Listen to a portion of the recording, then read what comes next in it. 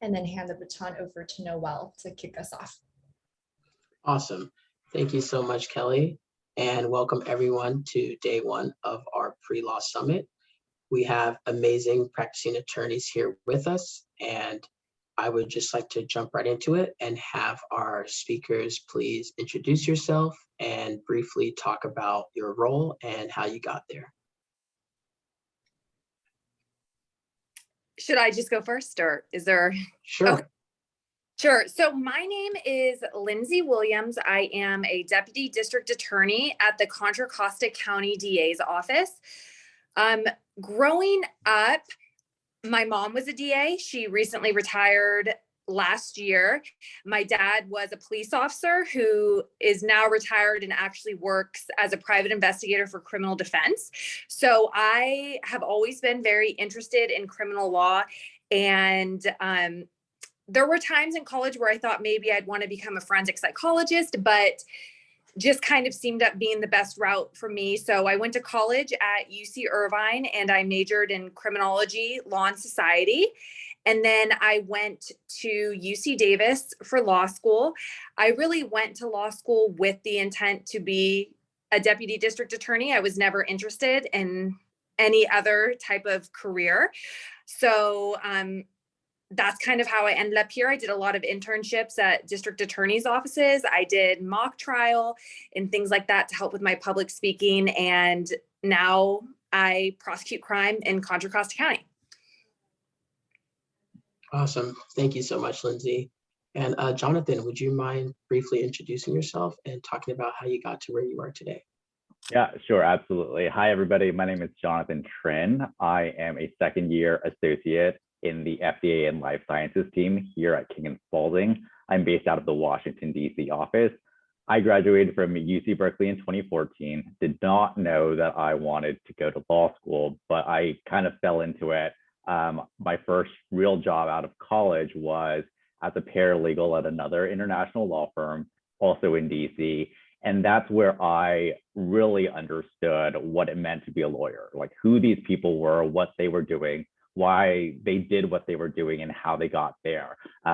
Like some of you in the audience, I didn't grow up knowing any attorneys.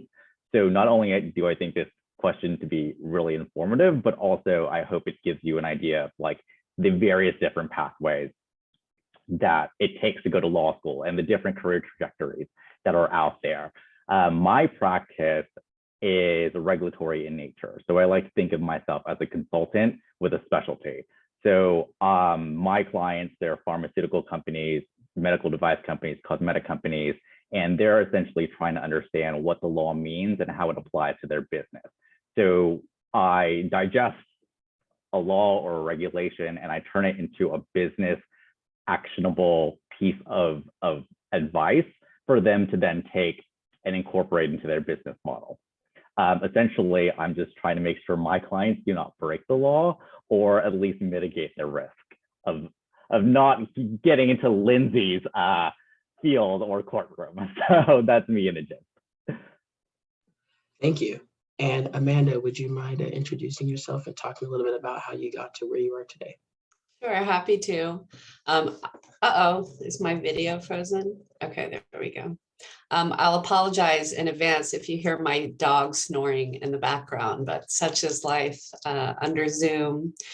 My name is Amanda Bhuket. I'm a senior staff attorney with the Lawyers Committee for Civil Rights of the San Francisco Bay Area, and I work in our immigrant justice program, overseeing our pro bono asylum program. And that involves both direct representation of asylum seekers before the San Francisco Immigration Court and the San Francisco Asylum Office. And we also work with pro bono attorneys at big law firms throughout the Bay Area, placing cases with them and then providing training and mentorship throughout the course of representation. So I wear many hats. Like Jonathan, my road to law school was a little bit circuitous. I was actually pre-med for a while in undergrad, but one of my majors was in Spanish literature. And so when I graduated from undergrad, I decided to backpack around South America And it really just kind of raised an interest in me around issues of migration, and the pushes and pull factors that are involved in just the movement of people. I eventually got a job at a refugee resettlement agency in Austin, Texas, just as a working in program and kind of more of a social work position. And eventually that gave rise to an interest in international human rights law. I went to University of San Francisco Law School and did a certificate in international and comparative law, and ultimately landed in immigration because it has the most sort of divergence of domestic issues and international human rights issues, and particularly focused on asylum law, which draws really heavily on international treaty obligations. So that's how I got here. Awesome. Thank you so much for sharing. And Mitchell Santos, would you mind go ahead and introducing yourself and telling us a little bit about how you got to where you are today?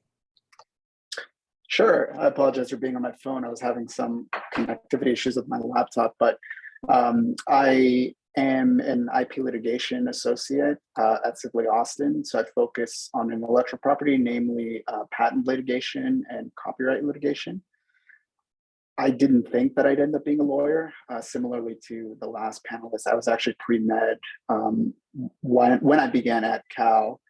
And then from there, sort of meandered around junior college for a while until I landed back at Cal as a transfer student, actually. And it was then that I took up legal studies, pre-legal studies, that sort of thing. And even then, I didn't really think that I'd end up in law school. I was sort of targeting more of a paralegal role. But, you know, I took the LSAT and, you know, found my way in law school without really knowing what area I was going to focus in on. I didn't know anything about intellectual property prior to law school. I'm not even sure that I was aware of what a copyright or patent was. And just through taking classes, honestly, in law school, I sort of found my niche, and I was just really intellectually drawn out of curiosity, mostly to IP work, and, you know, landed at a firm that allows me to do that.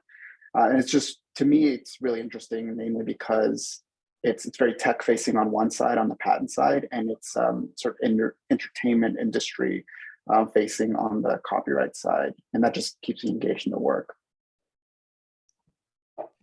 Awesome.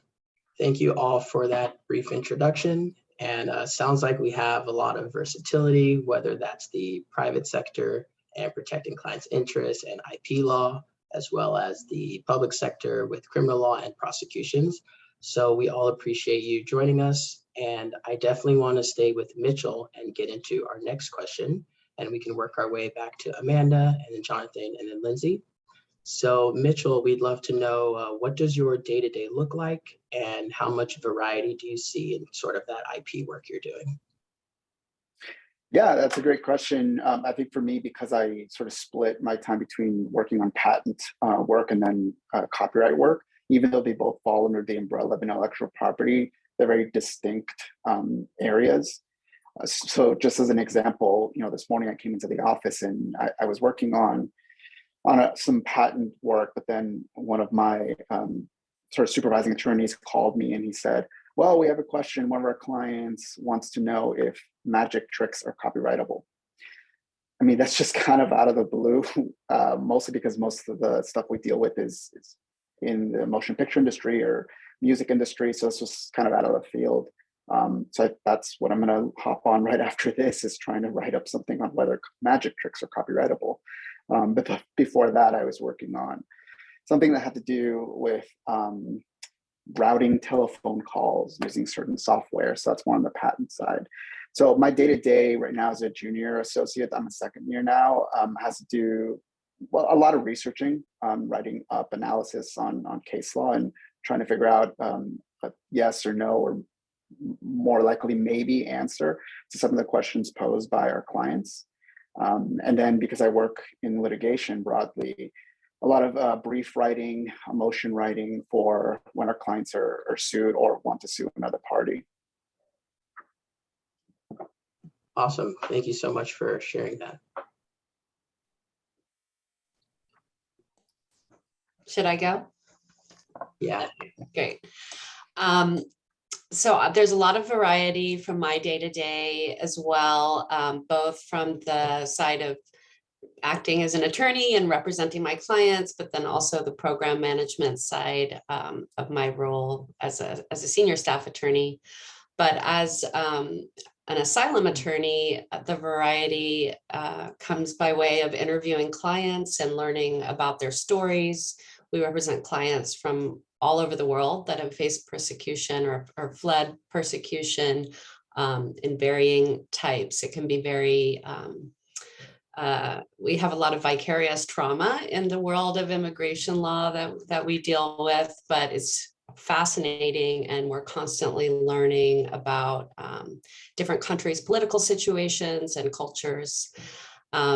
I also spent a lot of time putting together trainings for attorneys and resource materials who are new to the field of immigration, supervising other attorneys who are newer in the field.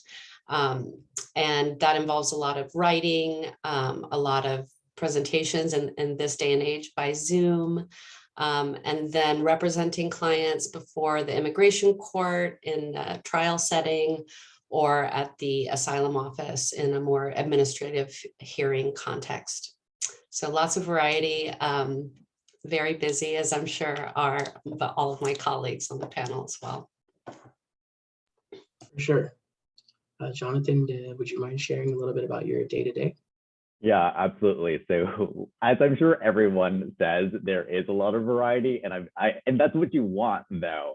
I would say the nature of my work is consistent. Like I said, I'm an FDA regulatory lawyer, so I put on that consulting hat, and I'm telling clients how to approach their unique issues. But the shape and form of which that looks like will vary to a significant degree. Like every client has their own unique issue.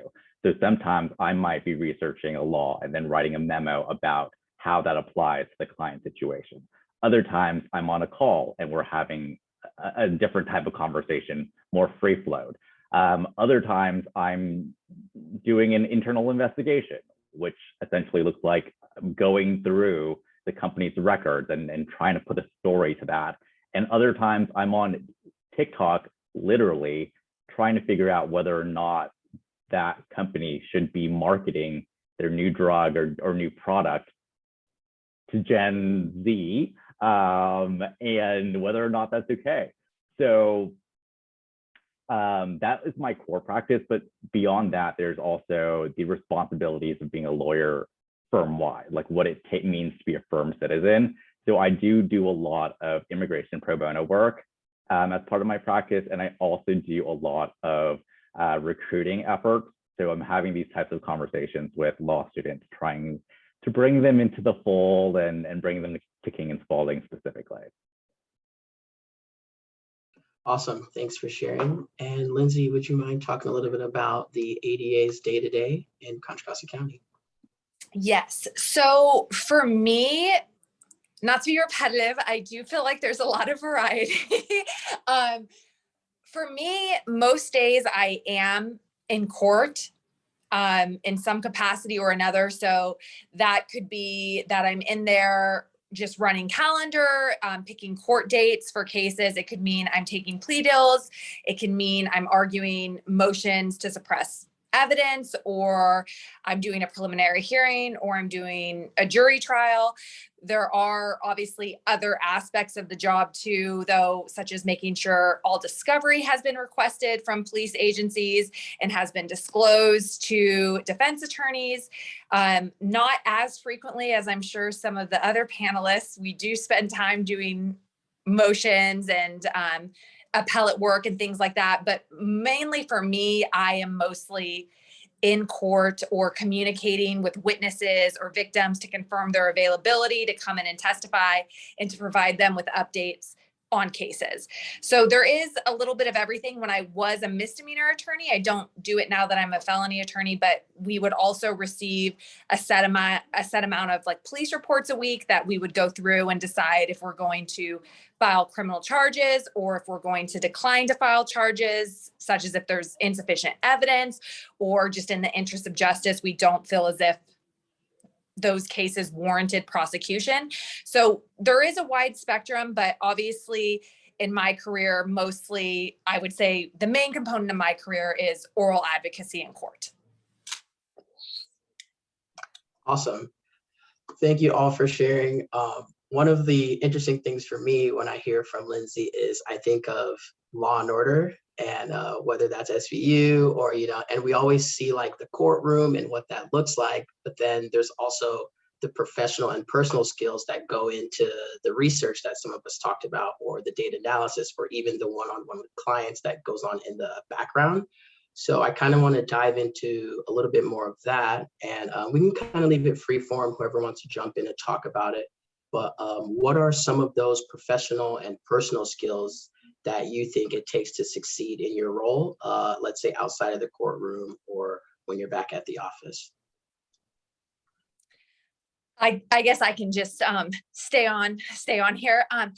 Something that I think is really important for anybody who's interested in being a public defender or being a district attorney is when you're working at government agencies, you really have to be a big team player, because most of the time it's not about you or what your preference is. Like, for instance, I would love to be prosecuting sexual assault cases. That I would love to be there, but currently I'm not, because there's needs of the office and I have to go wherever the needs of the office are currently. There are times where, your teammates really need help with something and maybe you are busy doing something else, but you have to be able to step up to the plate and assist those team members, because again, it's kind of about the office as a whole versus you individually. So for instance, in November, I showed up on a Monday to work, and at 10:30, my supervisor said that, she wanted to do a meeting with me and the rest of my teammates. And I guess there was a jury trial that we didn't have a misdemeanor attorney to do. And so somebody had to go drive to Martinez and do that trial. So it ended up having to be me, and I had not even read the police report. I hadn't reviewed any evidence, but somebody had to do it, and somebody has to be a team player. So I think that that is particularly something that's very important within my line of work.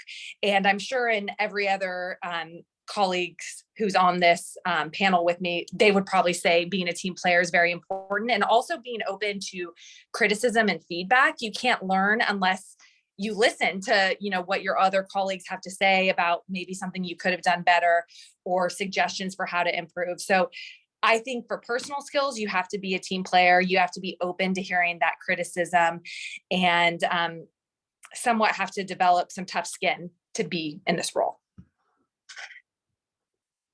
Awesome. And did anyone want to add on, maybe in terms of like professional skills that they feel have been successful, have been helped them succeed in their role?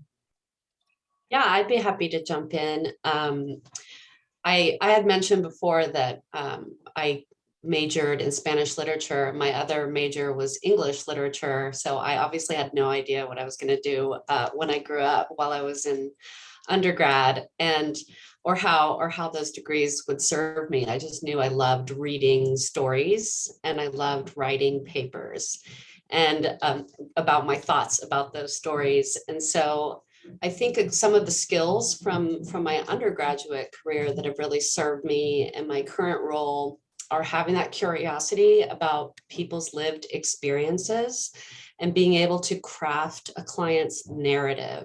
With asylum claims, there's often very little evidence that the individual has with them. Like there might be in criminal court with discovery, or in corporate litigation, where there are probably thousands of pages of documents that support a claim.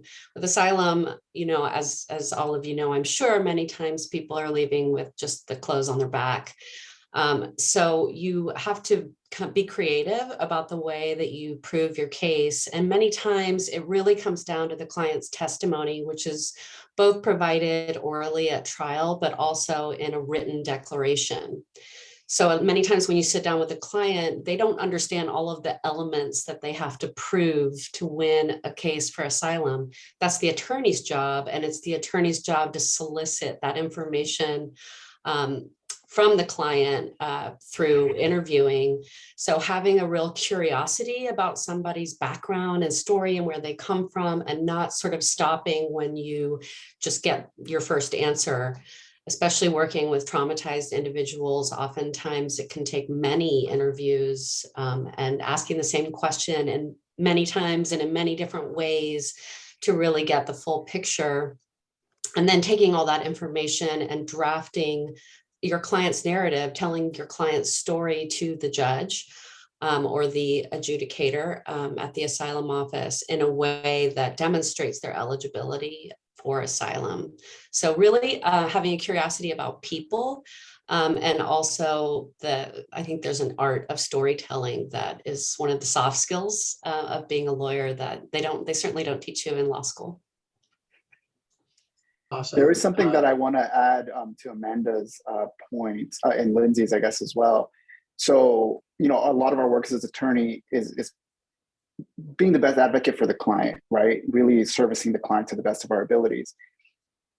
For me, working in a law firm that is very structured, I have multiple tiers of clients. I mean, one of my clients is the immediate supervising attorney, someone that has more experience, than me.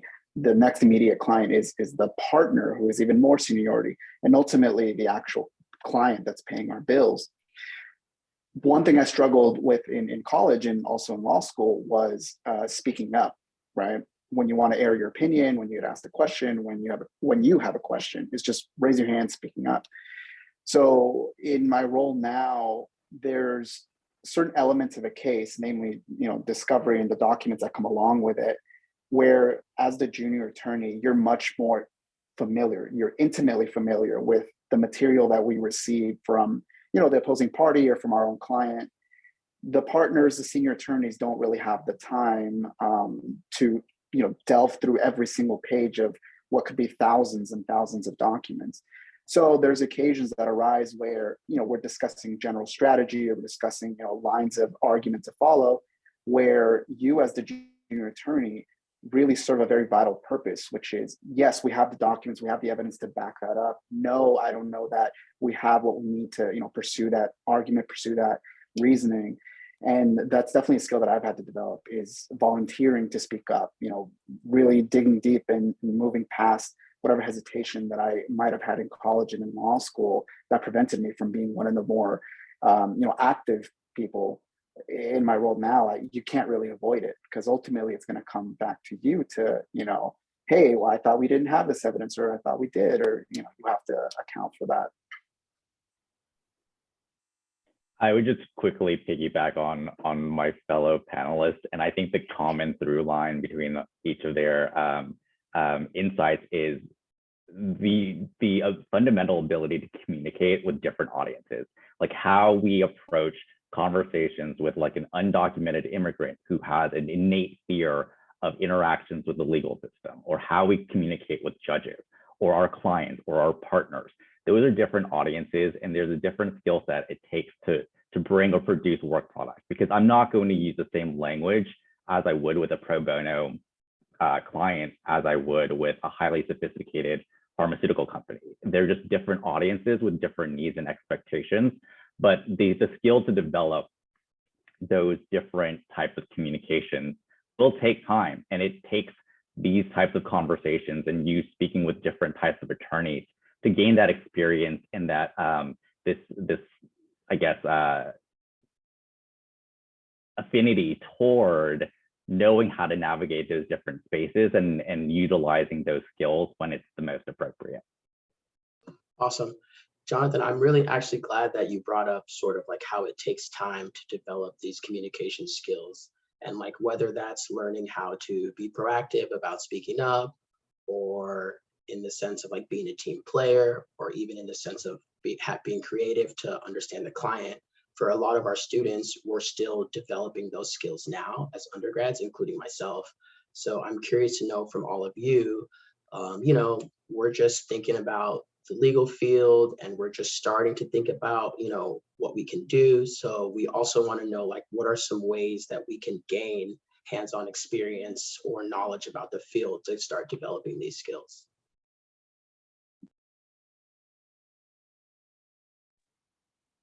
So I know for me, when I realized that law school was a potential path, I really started looking for jobs in a support role, right? As a secretary, as a paralegal, as a legal assistant, any sort of support role that would give me exposure to what it is that I would ultimately want to do. And I really emphasize this because law school is very expensive. I mean, of course, there's ways to, limit the expense either through full rides or grants, scholarships, that sort of thing. But on average, on the whole, it's tremendously expensive. So I think it's a good idea to sort of know what it is that you're going to get into before you commit to it. Because ultimately, I had classmates, as I'm sure the rest of the panelists did, classmates that didn't end up being lawyers, or that maybe, partway through law school decided to, go a different route. So just really looking for internship opportunities, looking for roles, even at entry-level roles after college, during college, that would allow any sort of exposure to the legal field in general, and the client-facing environment, and working in an office setting, and knowing the expenses that come with education, and what to expect on that end, I think would be really useful. Yeah, for me, as I mentioned earlier, like I didn't know or envision myself being an attorney. So you guys are all a step ahead to even think about wanting to be a lawyer. So you have this opportunity now to ask us questions. But beyond that, like Mitchell was saying, finding internships or taking time between graduating college and law school, you have the opportunity to not just jump straight in. Go find a job as a paralegal, or talk to a law student about why they decided to go to law school, and start answering those questions for yourself. Because I agree with Mitchell that you need to have a why before you embark on this huge investment and endeavor of going to law school. It is very expensive, and it doesn't work out for everybody. And those loans don't disappear right away either. And on top of that, I would encourage you guys to just take the hard step of just reaching out to an attorney and having one-on-one conversations. I'm more than happy to make myself available to any one of you if you just want to have a 15-minute call. It's helpful for me to know why you want to have that conversation, so that I can attune myself to be useful to you. So for example, I hate getting a cold email that wants to set up a time for me to tell them about my day-to-day. It's the question that I get the most, and I don't understand why they're asking that question. But if you ask that question and send a cold email with a lead up to it, like, hi, my name is John. I've never met an FDA attorney before, and I'm interested in knowing what that looks like or what that means. Can I please have 15 minutes of your time to just chat? Then that gives me an idea of where you're coming from, so we can level set and then have a productive conversation, rather than me telling you that my day-to-day looks different and here are some examples, because I don't know if that's going to be meaningful to you. I just want to echo what my fellow panelists are saying. Having the why you want to go to law school, I think, is so much more important than focusing on what specific skills you need to develop in order to do so. You're all clearly very smart individuals at a great school, and will graduate, able to express yourself and communicate in writing and orally, all of to analyze texts and all of the sort of fundamental skills that will allow you to succeed in law school. But I think knowing why you want to go to law school is really what's going to sustain you through those really bitter hours of studying, both for exams and for the bar exam afterward, and in those first few years as an associate where you're working around the clock. And never seeing your family, but having some sense of, where you're getting your drive from, beyond, oh, it's what my parents expect me to do, or I don't know what else I would do, or I'm not good at math, which was part of my reason for taking the LSAT. That's not going to be enough in the long run. So really knowing why you're there. And then just to echo what Mitchell said about trying to get some actual experience in a legal setting. I tell everyone that I speak with that's considering law school, go work at a law firm, see what lawyers' lives are actually like and what they're actually doing.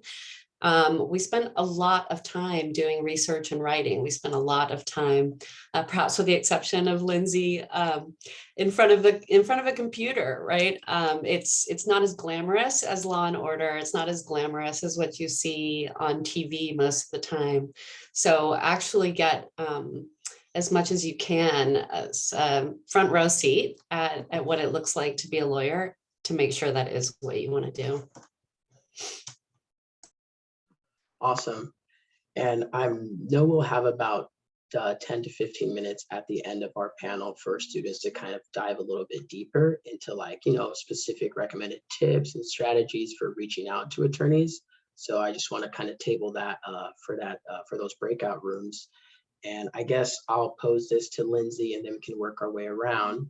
But overall speaking, what's one piece of advice that you wish you would have known that you'd like to give to us as students who are considering law school or in the career, that'll just be beneficial to, avoid those pitfalls that you might have made? Sure. I feel like I kind of had a different experience than all of the panelists because I very much knew what I was getting myself into. I mean, I was growing up going to court all the time with my mom and my dad, and now my sister's a public defender, and my whole family is just kind of in this career.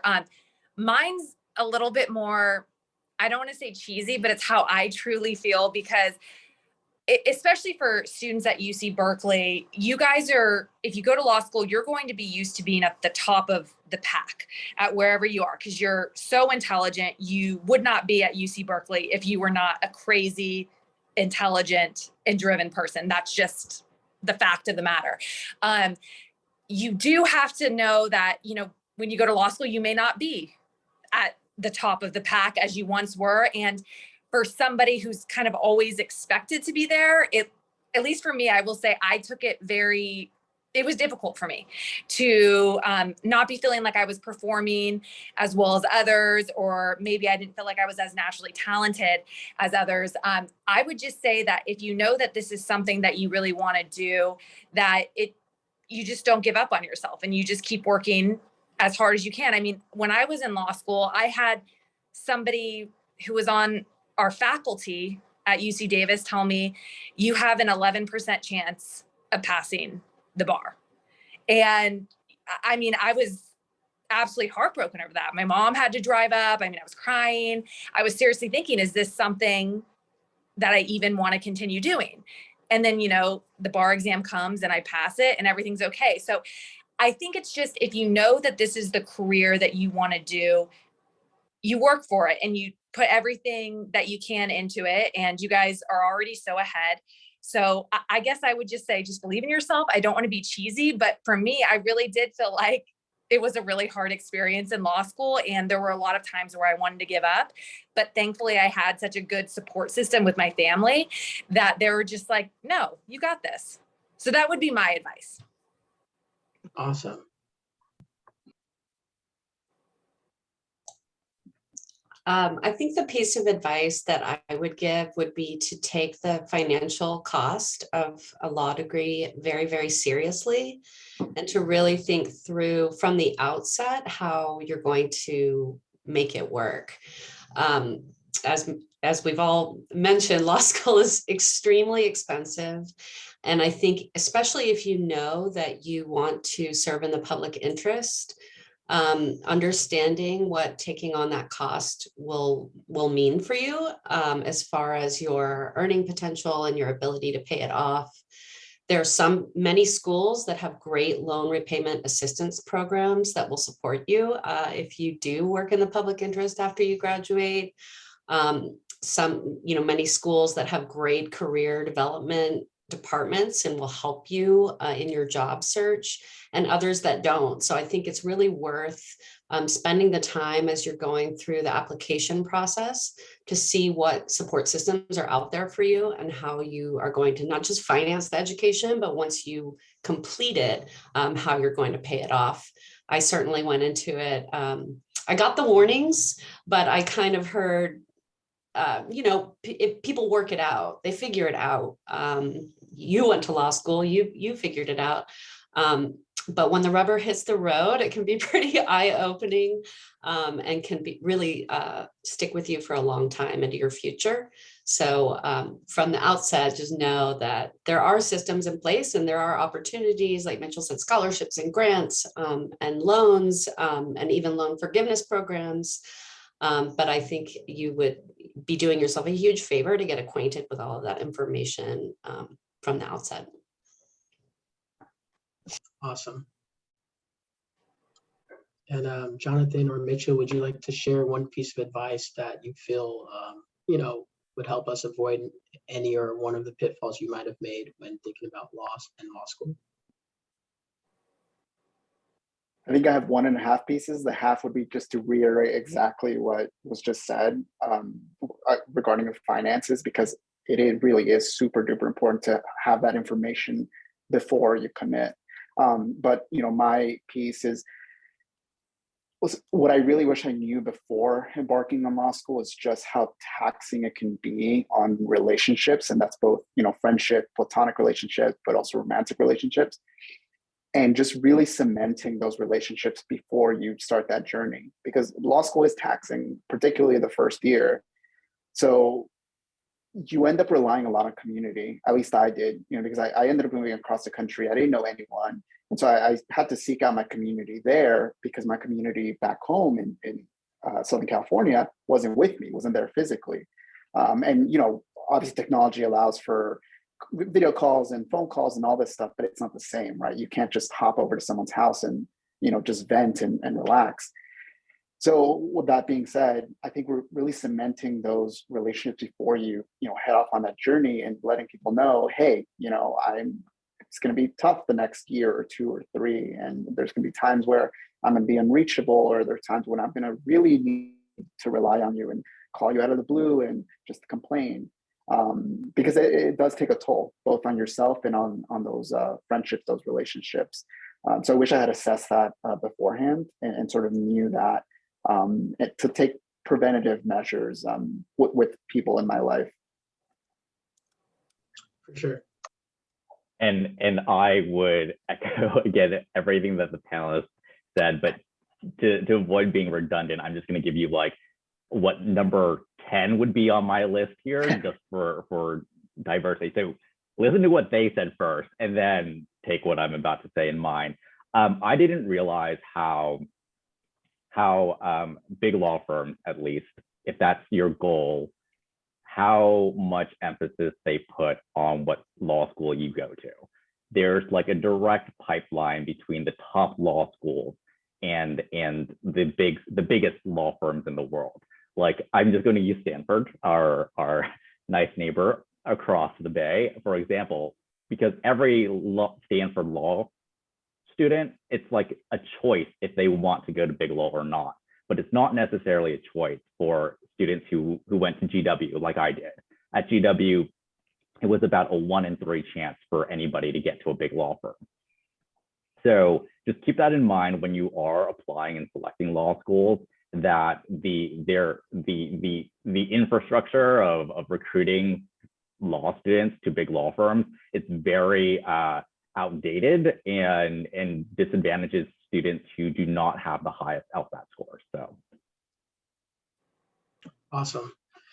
Yeah, I have so much I would love to like echo or in response to the advice we were given, but just due to time, we are going to take a brief poll from everyone. We just like to stop and get some feedback from you and just take 2 minutes to answer these 3 questions about our event before we move into some student questions.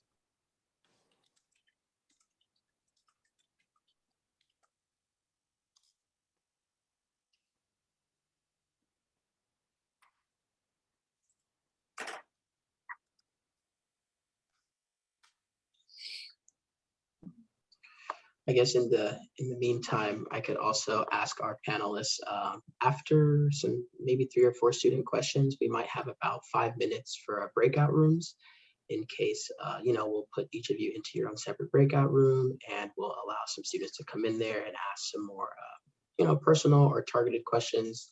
So just kind of keep in mind that we'll probably spend some time on that before we close today.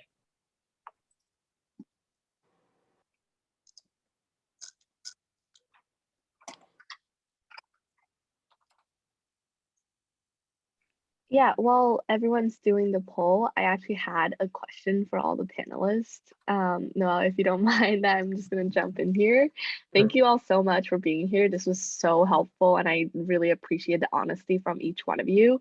But I was wondering, especially with all of you saying it is a very, very challenging and rigorous career and plus law school experience as well, how do you sort of balance your career and other aspects of life, right? Like, I think Mitchell was talking about like having those preventative measures, but like now, what are some of the strategies or tips you have for students who are considering this very, very tough career to go into? How do you balance that? And how do you honestly practice self-care?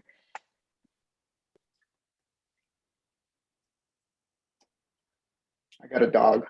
That was mine. Self-care. I got a dog during bar study. I will say I also got a dog. Not until I passed the bar though. That was like my motivation. I'm like, if I pass the bar, I'm getting myself a dog. And so it worked out that way for me. I would say that I probably have a much better work-life balance than probably most other legal fields because I don't work in an arena where I have to do billable hours. Now, if I'm in jury trial, I really don't have much balance. All I'm doing is trying to focus on that trial. But for a day-to-day, I really feel like this career is probably one of the better careers in the legal profession for self-care and balancing things. I do put a lot of focus on exercising because for me, it does just make me really happy. So I go to my exercise classes at Orange Theory. I like to take advantage of my vacation time because anytime I go on a nice vacation, I always think to myself, this is why this is all worth it because I get to take nice vacations like this. So that would be my perspective on that question. That's such a great answer, Lindsey. And I love that. And I love the question, Serena, because I think when I was in law school and first getting started in this career, I don't remember ever hearing the term self-care or work-life balance. So I love that is really being centered now as people are even entering the career or new attorneys post-bar. And it's certainly something in my organization. I mentioned that we deal with a lot of secondary trauma in my line of work, that it's something that we keep on the table and return to often in our conversations as a team. I think what works today may not be what worked. I did a lot of running in law school. I have a snoring dog on the floor. What works one day may not work the next day. Tomorrow it may be I just need a bath or hang out with one of my girlfriends. But just kind of keeping that as a priority and putting pieces in place before you even go to law school that will sustain you over the long run, whether it be relationships with friends and family or physical exercise, creative outlets, just making sure you have those in place. But like Lindsey, I also do not deal with billable hours. So I feel like maybe I have an advantage there over some of the other panelists. Awesome. And just for the sake of time, I think it'd be best if we kind of stay in the general room and just answer some more questions instead of breakout rooms, just for the sake of time. So regarding paralegal work, I've seen some great areas with this where in like the state of California, they'll either ask for a paralegal certificate or 5 years experience under an attorney, or even like some legal studies degree. But we're curious to know, like, how does one go about becoming a paralegal? So like, what are the qualifications, and like, can this be done without having worked at a law firm under an attorney?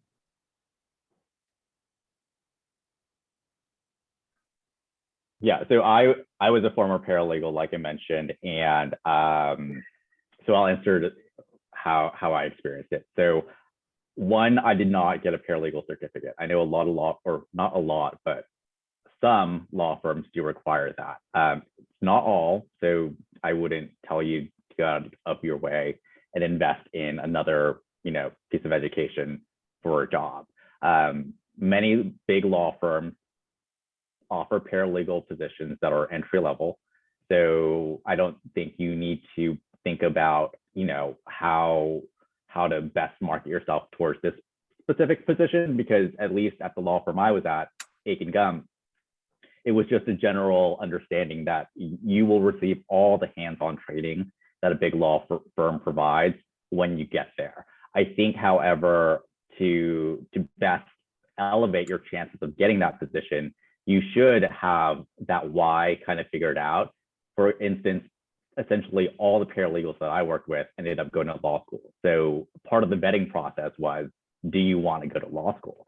It wasn't just handed to somebody who was pre-med, like Amanda.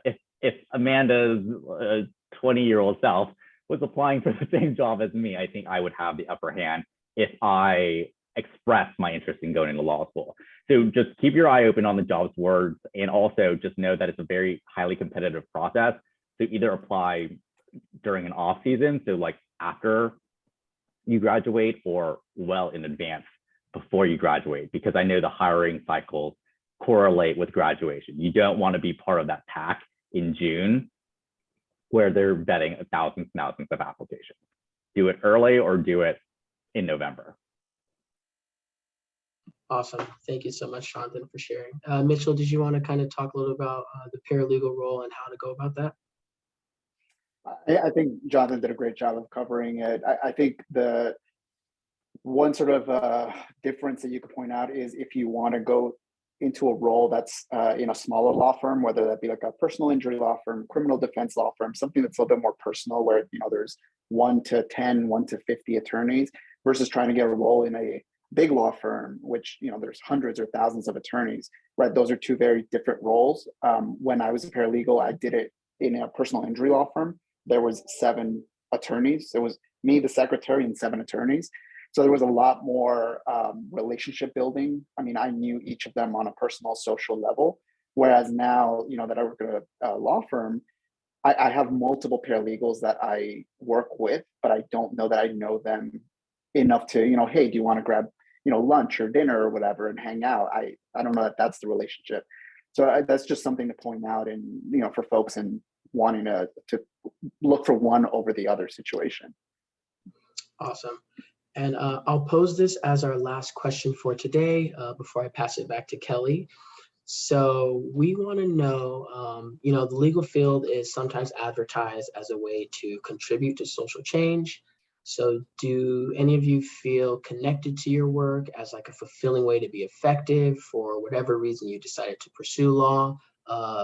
Obviously, maybe more for the public interest law, but do you feel fulfilled with your work and connected to sort of that social change? I will briefly say, absolutely. I feel like my sort of mission in life is fulfilled through my work. I think that Gandhi quote, "Be the change you want to be in the world," is kind of what drove me to law school. It wasn't a place I ever expected to be, but my drive to make a difference in the lives of others and to secure safety and freedom for all living beings is really a central tenet to what I do. And so it's kind of my I feel very lucky in that my contribution and how I earn my living also feels like a meaningful contribution to humanity.